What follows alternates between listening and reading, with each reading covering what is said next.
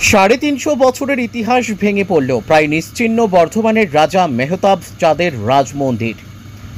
বর্ধমানের রাজাদের ঐতিহ্য আজ কেবল স্মৃতিচিহ্ন। ধুলোয় মিশে গেল রাজা মেহতাব চাঁদের আমলে গড়ে ওঠা প্রায় 350 বছরের পুরনো লক্ষ্মীনারায়ণ জিউ মন্দির। হঠাৎ ভেঙে পড়ল ইতিহাস, স্তব্ধ হয়ে গেল প্রজন্মের স্মৃতি। একদিন এই রাজমন্দির ছিল পূজার কেন্দ্রবিন্দু।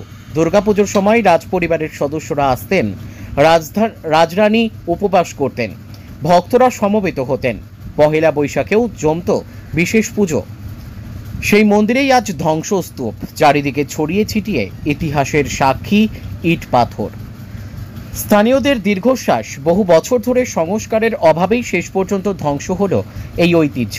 পুরোহিতের আক্ষেপ, একটু নজরদারি, সামান্য সংস্কার হলে হয়তো আজও দাঁড়িয়ে থাকতো মন্দিরটা। ধসে পড়া ইট হাতে নিয়ে চোখ ভিজে যায় এলাকার স্বর্ণ ব্যবসায়ী সুশান্ত দাসের। কণ্ঠরুদ্ধ হয়ে আসে, একটা বহুদিনের ইতিহাস নষ্ট হয়ে গেল। এই গোল ইটগুলো অমূল্য ছিল। দুটো ইট আমি বাড়িতে নিয়ে যাব স্মৃতি হিসেবে, এগুলো তো আর পাওয়া যাবে না।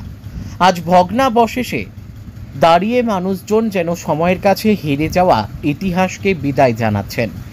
রাজা মেহতাব চাঁদের হাতে গড়া এই মন্দির বর্ধমানের ঐতিহ্যের প্রতীক ছিল।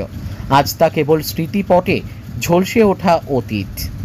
এরকম ইট, একটা কমেনের ইট, এরকম গোল ইট আমি কোনোদিনও দেখিনি, তাই তুলে বাড়িতে নিজে রেখে দেবো।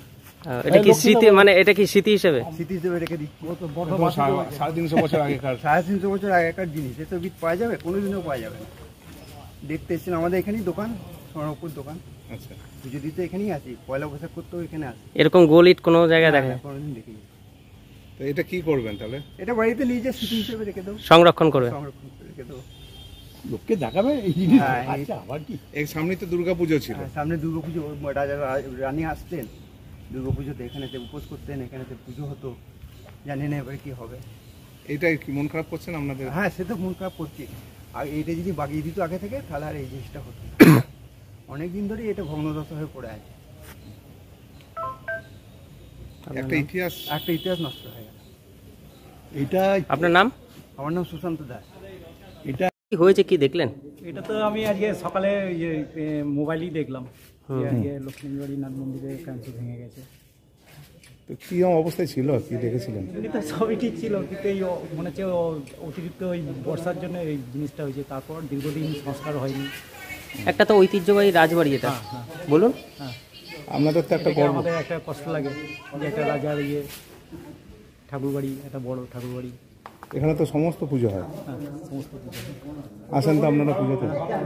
যদি এবারে তো কি মনে হচ্ছে, এই ভাঙাতে কি দুর্গাপূজার হবে? দেখা যাক এখন কি করে। সব এ তো একটা মানে রিক্সও থেকে গেল, একটা রিস্ক থেকে গেল, ভয়ও লাগবে আসতে। এটা কি মূলত সংস্কারের অভাবেই কি ভাঙা? হ্যাঁ, সংস্কারের অভাবই হয়েছে এটা। সংস্কারের অভাবে, দীর্ঘদিন সংস্কার হয়নি। যদি সংস্কার হতো এই জিনিসটা হতো না, তাই? তো আপনারা কি বলবেন, মানে এটাকে আমরা এমনি নিজেদের মধ্যেই আলোচনা করি, কিন্তু আমরা তো কিছু করতে পারি না। সেটাই, আমরা তো কিছু করতে যেহেতু রাজাদের। হ্যাঁ, যেহেতু রাজার নিজস্ব। আপনার নাম কি? আমার চন্দ্রশেখর রায়, আমার এখানেই। ঠিক আছে।